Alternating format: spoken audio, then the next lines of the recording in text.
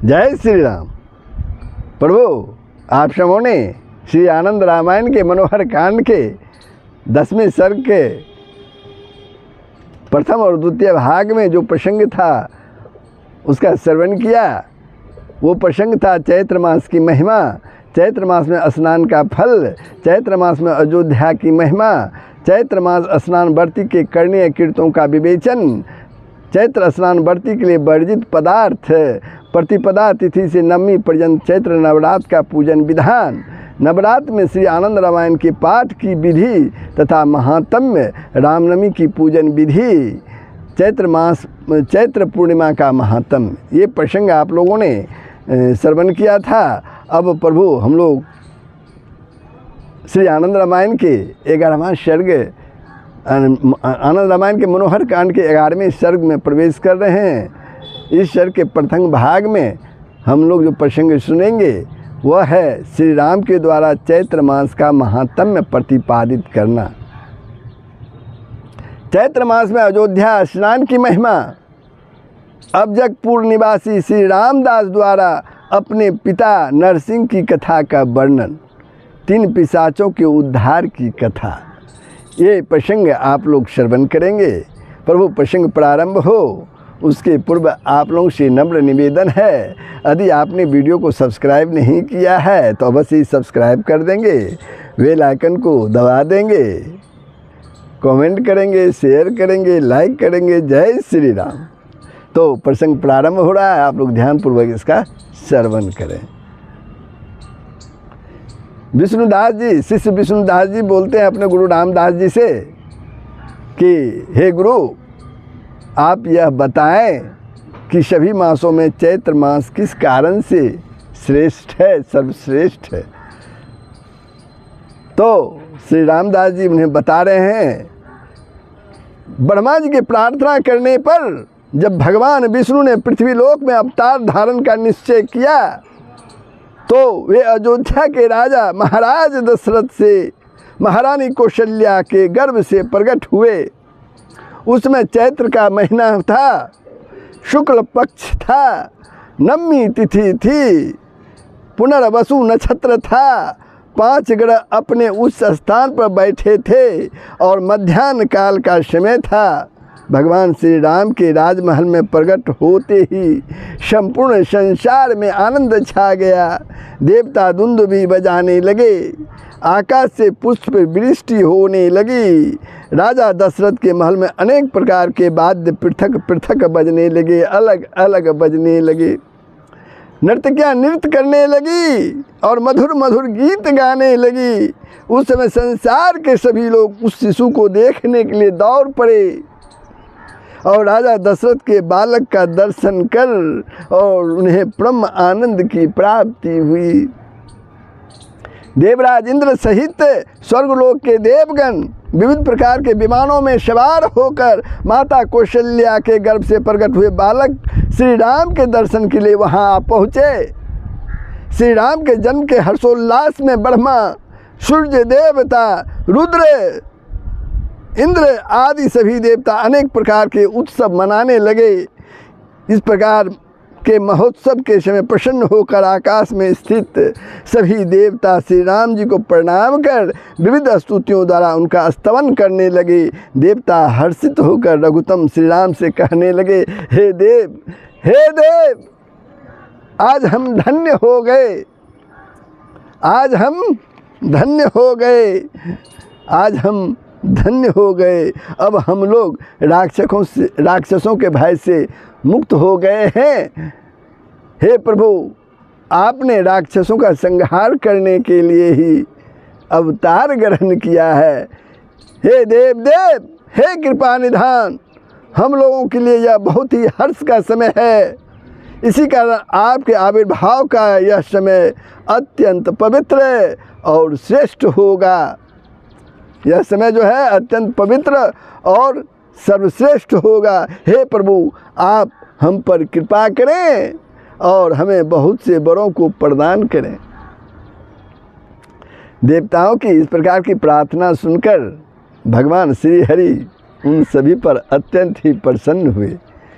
प्रभु श्री राम जी बोले, हे देवो, आप लोगों ने तीनों लोकों का कल्याण करने वाली बहुत सुंदर बात कही है। हे देवो, इस महान हर्ष के समय आप लोग मेरा वचन सुने, जिसे मैं अत्यंत आनंद के साथ कह रहा हूँ। हे देवो, यह चैत्र मास सभी 12 मासों में अत्यंत श्रेष्ठ होगा। वैशाख मास श्रेष्ठ है, वैशाख से भी कार्तिक मास श्रेष्ठ है, कार्तिक से भी श्रेष्ठ माघ मास है, और यह चैत्र मास माघ मास से भी अधिक श्रेष्ठ होगा। चैत्र मास में सर्वत्र ही विशेष अयोध्या में किया गया जप, दान, स्नान तथा ध्यान आदि सब कुछ सत्कर्म करोड़ गुना फलदायी बताया गया है। अश्वमेध यज्ञ के द्वारा और सोम याग आदि से इस पुण्य फल की प्राप्ति होती है। यह फल अयोध्या में केवल चैत्र मास में स्नान करने से प्राप्त हो जाता है। सूर्य ग्रहण के समय कुरुक्षेत्र तीर्थ में स्नान दान आदि से जो फल मिलता है, हे देवो, वही फल चैत्र मास में अयोध्या में स्नान करने से प्राप्त हो जाता है। मैं लोक को रोनाने वाले रावण के वध से हुए पाप के निवारण के लिए पावन सरजू नदी के तट पर एक शुभ यज्ञ करूँगा। उस समय जहाँ पर यज्ञ की पूर्णाहुति होगी, वह स्थान मेरे नाम से तीर्थत्व को प्राप्त करेगा। मेरे नाम से वह स्थान राम तीर्थ नाम से विख्यात होगा। सरजू के जल के मध्य में स्थित राम तीर्थ में चैत्र मास में जो स्नान करेंगे वे मोक्ष के भागी बनेंगे। अपने कल्याण की कामना से जिस प्रकार माघ मास में तीर्थराज प्रयाग में स्नान किया जाता है, वैसे ही कार्तिक मास में काशी के पंचगंगा तीर्थ का स्नान प्रसिद्ध है। द्वारकापुरी में जैसे भगवान विष्णु के प्रिय वैशाख मास में स्नान संपन्न होता है, वैसे ही अयोध्या के राम तीर्थ में चैत्र मास का स्नान फलदायी होता है। सभी मासों में यह चैत्र मास प्रथम मास होगा। चैत्र मास के आने पर देवराज इंद्र सहित सभी देवता यहाँ स्थित हो, यही मेरी आज्ञा है। भगवान श्री हरि ने देवताओं से इस प्रकार कहा। तब सभी देवताओं ने उन्हें प्रणाम किया। उसके बाद विषेंद्र पर विराजमान होकर भगवान शिव अपने धाम को गए और अन्य भी सभी देवता अपने अपने स्थानों को चले गए। हे शिष्य विष्णुदास, इसी कारण से सभी मासों में चैत्र मास सबसे मुख्य कहा जाता है। भगवान श्री हरि के वरदान से चैत्र मास को सभी जन प्रथम मास कहते हैं। हे शिष्य, तुमने जो कुछ पूछा था वह सब मैंने तुम्हें बता दिया कि रामचंद्र जी ने किस कारण से चैत्र मास को वर प्रदान किया था। तब शिष्य विष्णुदास जी बोलते हैं, हे स्वामिन, हे गुरु, आपने बताया कि चैत्र मास का स्नान बड़ा ही पुण्यप्रद है, तो यह बताने की कृपा करें कि इसे किसके द्वारा सर्वप्रथम किया गया था और उस स्नान के प्रभाव से उसे कौन कौन सी सिद्धि प्राप्त हुई, यह सब विस्तार पूर्वक मुझे बताएं। तो गुरु रामदास जी बोलते हैं, हे विष्णुदास, तुमने उत्तम प्रश्न किया है। तुम स्वचित्त होकर वह सब सुनो जिसे मैं बताता हूँ। पूर्व काल की बात है। गुरु रामदास जी कहते हैं, पूर्व काल की बात है। मेरे पिता नरसिंह नाम के एक श्रेष्ठ ब्राह्मण थे। उनका एक नियम था कि वे नित्य प्रति अब्जक क्षेत्र में निवास करने वाले एक ब्राह्मण को स्त्री, पुत्र तथा पुत्र वधू के साथ समस्त कुटुंब को पूजन पूर्वक भोजन कराते थे। मेरी माता का नाम लक्ष्मी था। मेरे पिता एवं माता दोनों ही श्री राम की भक्ति में परायण रहते थे, रत रहते थे। बहुत समय तक भी पुत्र के न होने पर उन दोनों ने प्रौढ़ावस्था में संतान दोष के परिहार के लिए उपाय करना प्रारंभ किया। इसके लिए वे दोनों निवासपुर में जाकर प्रवरा नदी के तट पर विराजमान रहने वाली अपनी इष्ट देवी अम्बा मोहिनी देवी की शरण में गए। वहाँ अपनी इष्ट देवी का दर्शन कर वे दोनों उनकी सेवा अर्चना में निरत हो गए। इस प्रकार आराधना करते करते जब बहुत समय व्यतीत हो गया, तो वे वर प्रदान करने वाली देवी प्रसन्न हो गई और संतान दोष के परिहार के लिए, संतान दोष के दूर करने के लिए उन द्विज से बोली, हे महाबुद्धिमान नरसिंह, तुम अयोध्यापुरी में जाओ और वहाँ जाकर बसंत ऋतु में चैत्र के महीने में जब भगवान सूर्य मीन राशि पर हो तो हे द्विज, तुम 1 मास तक वहाँ सरयू तट पर राम तीर्थ स्नान करो। इससे तुम्हारे सभी पातक विनष्ट हो जाएंगे और तुम श्रेष्ठ पुत्र को प्राप्त करोगे। देवी जी का इस प्रकार का वचन सुनकर द्विज नरसिंह चिंता में पड़ गए। फिर वे अयोध्यापुरी का मन में ध्यान करते हुए वहाँ के लिए चल पड़े। उनके मन में बड़ी ही चिंता हो गई कि अयोध्यापुरी तो यहाँ से बहुत दूर है, फिर मैं वहाँ कैसे जा सकता हूँ। हाय, बड़ा कष्ट है। इस प्रकार से मार्ग में अत्यधिक चिंतित होते हुए वे कभी गिर पड़ते, कभी फिसल पड़ते। तब अपनी भार्या के कंधे पर हाथ रखकर वे धीरे धीरे जाने लगे। धीरे धीरे वे चलते हुए गोदावरी नदी के तट पर जा पहुँचे। वहाँ उन्होंने गोदावरी नदी में स्नान किया और वहाँ पर श्री राम की मूर्ति की स्थापना कर श्रद्धा भक्ति पूर्वक उनकी पूजा की। देवी की कृपा से श्री राम जी उन द्विजश्रेष्ठ पर प्रसन्न हो गए और बोले, हे द्विजोत्तम नरसिंह, तुम मेरे कल्याणकारी वचन को सुनो। अब तुम यहाँ से अयोध्या के लिए गमन मत करो। यहाँ से थोड़ी ही दूर 2 योजन चलने पर गोदावरी नदी के उत्तरी तट पर प्रतिष्ठानपुर नामक एक क्षेत्र है। वहाँ राम तीर्थ नामक एक तीर्थ है जिसकी स्थापना मैंने ही की है। हे विपेंद्र, अपनी भार्या के साथ शीघ्र ही वहाँ जाओ और उस राम तीर्थ में स्नान करो। बसंत ऋतु में चैत्र मास के आने पर जब मीन राशि में भगवान सूर्य स्थित हो तब तुम मेरी विशेष रूप से पूजा करना। इससे तुम्हारे पापों का क्षय हो जाएगा और तुम पुत्र प्राप्त करोगे, इसमें कोई भी संदेह नहीं है। इस प्रकार से कहकर रघुवीर श्री राम अंतर ध्यान हो गए। जिस स्थान पर भगवान श्री राम उन द्विज पर प्रसन्न हुए थे वह स्थान नाम हृदय के नाम से सर्वत्र विख्यात हो गया। उसके बाद वे विप्र श्री राम के कथनानुसार प्रतिष्ठानपुर में गए। वे पूरे चैत्र मास वहाँ रहे और उन्होंने 1 मास तक चैत्र स्नान पूर्ण किया।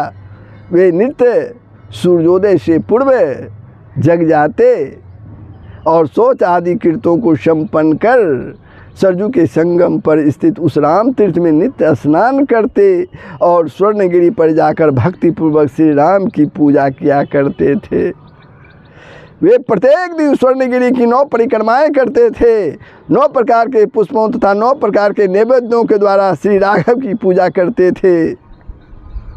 श्री राघव की पूजा करते थे। चैत्र मास के शुक्ल पक्ष की तृतीया तिथि से लेकर वैशाख मास के शुक्ल पक्ष की तृतीया पर्यंत उन्होंने पत्नी सहित शीतला गौरी स्नान व्रत किया। इस प्रकार 1 मास पर्यंत व्रत करने के बाद द्विज नरसिंह के मन में अत्यंत प्रसन्नता छा गई और वे उन्होंने अपनी भार्या लक्ष्मी के साथ वापस पुनः अब्जकपुर की ओर प्रस्थान किया। मार्ग में उन्हें मनुष्य की आकृति वाले 3 पिशाच दिखाई पड़े जो भूख एवं प्यास से व्याकुल थे। द्विज नरसिंह ने अपनी भार्या के साथ उन पिशाचों का उद्धार किया। उसके बाद वे गोदा नाम के अपने रमणीय नगर में पहुँचे। हे शिष्य, माता पिता के चैत्र स्नान के प्रभाव से मैं अपने पुत्र रूप में उत्पन्न हुआ, मैं उनके पुत्र रूप में उत्पन्न हुआ।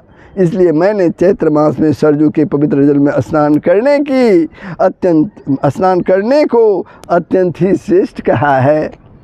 साकेतपुर अयोध्या में श्रेष्ठ राम तीर्थ में किया गया स्नान समस्त भोगों को प्रदान करने वाला और उत्तम मोक्ष प्रदान करने वाला है।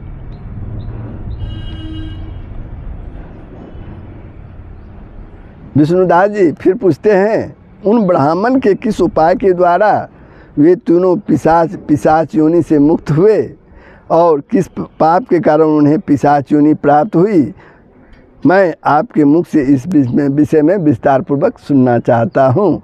कौन बोलते हैं? विष्णुदास अपने शिष्य अपने गुरु रामदास से बोलते हैं। तब रामदास जी बोलते हैं, हे शिष्य सुनो, मैं वह सब बताता हूँ। पूर्व काल की बात है, रंभा नाम की एक श्रेष्ठ अप्सरा थी। चैत्र मास में उसने श्रेष्ठ अयोध्यापुरी में सरजू के निर्मल जल में स्नान किया। उसके वस्त्र भीगे हुए थे, उसके सुंदर मुखमंडल पर मधुर मुस्कान की छवि छाई हुई थी। वह सुवर्ण तथा रत्नों से निर्मित एक पात्र में सरजू का जल लेकर शीघ्र ही मौन होकर वहाँ से सेतु एवं श्री रामेश्वर के दर्शन के लिए चल पड़ी। वह उसी आकाश मार्ग से जाने लगी जहाँ की 3 पिशाच स्थित थे। अप्सरा रंभा के गीले वस्त्रों को हवा के द्वारा हिलाए जाने से सरजू जल की कुछ बूंदें उन पिशाच के ऊपर आ पड़ी। उसके प्रभाव से उन पिशाचों का क्रूर भाव जो था वो जाता रहा, समाप्त हो गया। यह देखकर उन्हें बड़ा आश्चर्य हुआ। उन्हें उस समय अपने पूर्व जन्म का स्मरण हो गया। अत्यंत आश्चर्य में पड़े हुए पिशाच आकाश में उस अप्सरा को देखकर उसकी बहुत प्रकार से प्रार्थना करने लगे। उसके बाद रंभा ने संकेत की भाषा में उनसे पूछा, तुम सभी किस कारण से पिशाच की योनि को प्राप्त हुए हो, यह सब मुझे बताओ। इस प्रकार से रंभा के हाथों के संकेत को समझते हुए उन तीनों में से 2 पिशाच बोलने लगे, हे भामिनी सुनो, पूर्व जन्म में हम दोनों क्षत्रिय ब्राह्मण श्रेष्ठ हरशर्मा के द्वारा बिरजा नाम की स्त्री से उत्पन्न हुए थे। बिरजा नाम की स्त्री से उत्पन्न हुए थे। हम दोनों अध्ययन करने के लिए नारायण नामक किसी गुरु के पास गए। नारायण नामक किसी गुरु के पास गए। वहाँ हमने अपनी सेवा शुश्रूषा से गुरुजी को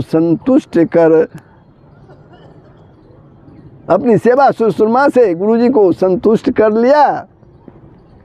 फिर हम दोनों वहाँ गुरु के आश्रम में रहने लगे। एक बार गुरु पुत्री के साथ हम दोनों का अपराध बन पड़ा। गुरुजी को हमारी दुश्चेष्टा की बात ज्ञात हो गई।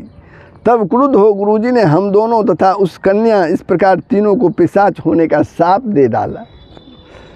तब पिशाच बने हम तीनों ने बार बार गुरुजी से क्षमा मांगी और पिशाच योनि से मुक्त होने का उपाय उनसे पूछा। तब उन्होंने कहा कि चैत्र मास के आने पर कोई नरसिंह नामक द्विज इस वन में आएगा और जब वह अपने स्नान का पुण्य फल तुम्हें प्रदान करेगा तब तुम्हारा उद्धार होगा। हम लोग इस प्रकार से पिशाच योनि को प्राप्त हुए हैं और आज आपके गीले वस्त्रों के जल की बूंदों से प्रोक्षित होकर हमें अपने पूर्वजन्म की स्मृति हो आई है, याद हो आई है। उनके इस प्रकार के वचनों को सुनकर और साप से मुक्ति का उपाय जानकर रंभा ने हाथ के संकेत से उन्हें आश्वस्त किया और बताया कि तुम लोग चिंता मत करो, द्विजश्रेष्ठ नरसिंह अपनी भार्या के साथ शीघ्र ही यहाँ आएंगे। ऐसा कहकर वह अप्सरा रंभा शीघ्र ही रामेश्वर पहुँची और वहाँ भगवान रामेश्वर का पूजन कर वह स्वर्ग लोक को चली गई। चैत्र मास के व्यतीत हो जाने पर अपनी भार्या सहित अपनी पत्नी सहित मेरे पिता को मार्ग में जाते हुए पिशाचों ने देखा। कुछ दूर खड़े होकर वह उन पिशाचों ने द्विज नरसिंह से अपनी पिशाच योनि प्राप्ति का तथा उससे उद्धार का समस्त वृत्तांत बतलाया। उन पिशाचों की बात सुनकर प्रसन्न होकर विप्र नरसिंह उनसे बोले, तुम लोग डरो नहीं। पूर्व समय में शंभु नामक एक ब्राह्मण ने एक राक्षस को जैसे पिशाच योनि से मुक्त किया था वैसे ही मैं तुमको इस योनि से मुक्त कर दूंगा। ऐसे ही तुम्हें इस योनि से मुक्त कर दूंगा।